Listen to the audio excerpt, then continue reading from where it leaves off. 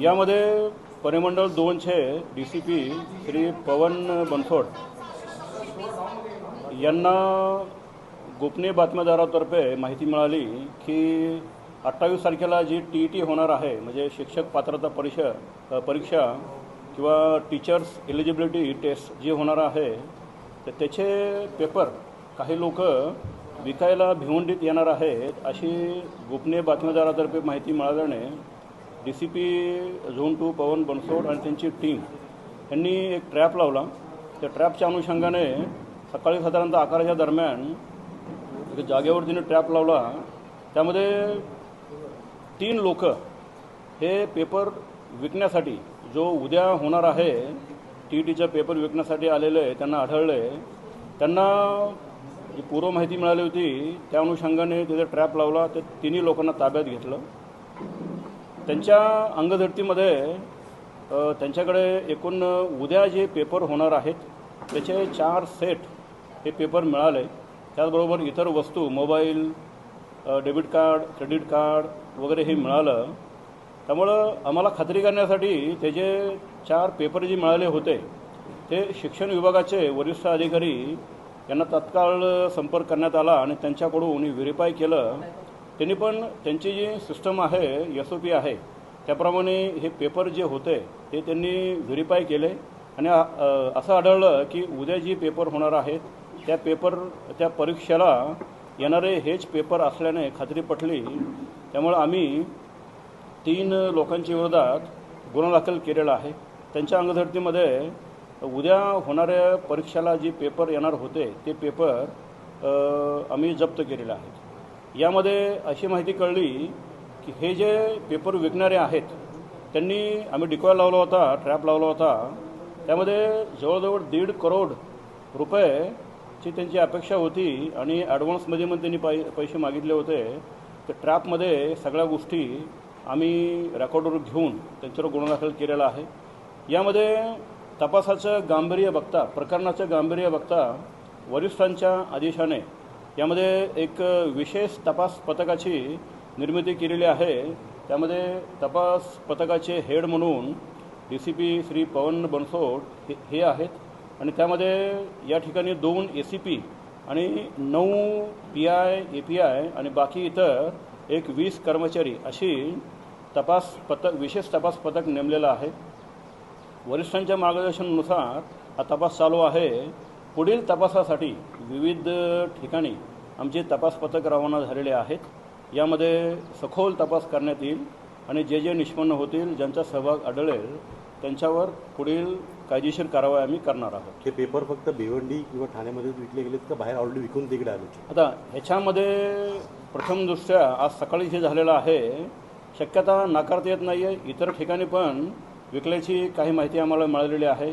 त्यामुळे मेन आरोपी पकडल्यानंतर या बऱ्याचशा गोष्टीचा खुलासा होईल। त्यामुळे तपासामध्ये आम्ही सर्व शक्यता गृहीत धरून हा तपास चालू केलेला आहे। यामध्ये कोण इन्व्हॉल्व असेल, कुठे विक्री केली असेल, या सर्व अनुषंगाने आमचा तपास चालू आहे। मुख्य आरोपी अजूनही फरार आहे? मुख्य आरोपी फरार आहे। काय आहे तिघांची नावं आहेत? तिघांची नावं काय आहेत? कुठून आलेले आहेत? कुठल्या राज्यातले आहेत? अच्छा, हे जे आहेत हे सध्या आमच्या ताब्यात 3 लोक आहेत। हे एक हरियाणाचा राहणार आहे आणि 2 हे बिहार राज्यातील आहेत। हे एकंदरीत आत्ता पण केलेल्या तपासामध्ये ही माहिती कळली की ते सगळे दिल्लीवरून आले होते। मग त्यांना कुठून पेपर मिळाला, कोण ह्यामध्ये सहभाग आहे, या सर्वांचा तपास चालू आहे। पेपर त्यांनी ऑलरेडी विकला होता का विकायला आले होते? म्हणजे कोणाच्या हातात पडला होता? आजचा आमचा जो जी ट्रॅप लावलेला आहे त्यामध्ये ते विकायला आलेले होते असं कळलेलं आहे। परंतु यांनी हा पेपर कोणाकोणाला विकला होता, कोणत्या सहभागी होतं, त्या अनुषंगाने पण आमचा तपास चालू आहे। इथे ज्याला विकायला आले होते त्याची काय माहिती मिळाली का? त्याला ताब्यात घेतलं? नाही, या ठिकाणी आम्ही गोपनीय बातमीदारातर्फे ही माहिती कळली होती की ते विकायला येणार आहेत। त्यामुळे त्या अनुषंगाने आम्ही ट्रॅप लावला होता आणि त्या ट्रॅपमध्ये त्यांना ताब्यात घेतलं। कोणाला विकायला आले ते माहीत पडले का? कोणाला विकायला आले?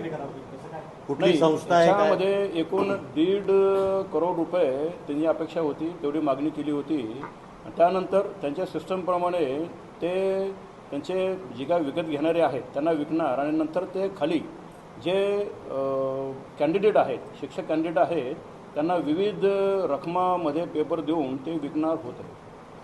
हे कोणाला विकणार होते? दादा दादा एक मिनिट मराठीमध्ये लाईव्ह चालू सॉरी प्लीज साहेब, हे पेपर ज्याला विकायला येणार होते ते कुठल्या विद्यार्थ्याला विकणार होते? कुठली शैक्षणिक संस्था होती, क्लासेस होते, काय होतं? काहीतरी घेऊन लागले असेल. सध्या अशी कुठली माहिती प्राथमिकदृष्ट्या समोर आलेली नाही आहे, परंतु याच्यामध्ये आम्ही सर्व शक्यता गृहीत धरलेली आहे. याच्यामध्ये जे काही त्यांचे प्रॉस्पेक्टिव्ह बायर्स असतील किंवा इतर जे कोचिंग सेंटर्स असतील, हे सर्व शक्यता तपासामध्ये आम्ही गृहीत धरलेली आहे. यामध्ये भिवंडीतील काही शिक्षकांचा सहभाग असला नाही, असं कुठलं आतापर्यंत आढळलं नाही आहे. हे जे पेपर पेपर कुठून होते, मिळाला? हे पेपर जे होते हे दिल्लीवरनं लोक घेऊन निघाले होते. हे फक्त भिवंडीपुरते मर्यादित नाहीत. यामध्ये शिक्षण विभागाची जी पद्धत आहे त्याप्रमाणे पूर्ण राज्यासाठी SOP तयार करून ते पेपर सेट करतात. त्यामधील हे पेपर त्यांनी दिल्लीवरनं आणलेले होते. नाही, यामध्ये आत्तापर्यंत केलेला प्राथमिक तपास आहे. आता फक्त FIR दाखल झालेला आहे, पंचनामा केलेला आहे. यामध्ये ज्यांचा सहभाग असेल त्या सर्व तपासामध्ये या सर्व गोष्टी काही दिवसांनी तुम्हाला सांगू. आता सध्या सर्व शक्यता मात्र आम्ही गृहीत धरलेल्या आहे. आरोपींची नावं नाव देतो आम्ही. बरं, हे यांचं बॅकग्राऊंड काय, म्हणजे शिक्षक किती शिक्षित आहेत, काय आहेत? हे स्वतःच यांनी परीक्षा दिली का? याच्यामधील एक आरोपी जो आहे तो यापूर्वी केंद्रीय विद्यालयामध्ये सर्व्हिस लावण्यासाठी दुसऱ्या एका आरोपीला त्यांनी पैसे दिल्याचं कळलेलं होतं. त्यानंतर इतर पण आरोपी हे जे आहेत यापूर्वी एक वेळा परीक्षा दिलेली आहे, ते नापास झाले होते. आणि हे जे आरोपी आहेत त्यांचा पूर्व इतिहास, त्यांना कुठून मिळालं ते पण आम्ही सर्व माहिती आम्ही घेणार आहोत. हा कुठला एक गिरो आहे याच्या मागे? बिलकुल शक्यता नाकारता येत नाही आहे, कारण ज्या तऱ्हेने हा एवढा गंभीर प्रकार झालेला आहे त्यामध्ये टोळी असू शकते. त्या अनुषंगाने पण आम्ही विविध कलम पण लावलेले आहेत आणि त्या अटक करण्याची आम्ही कारवाई करणार आहोत.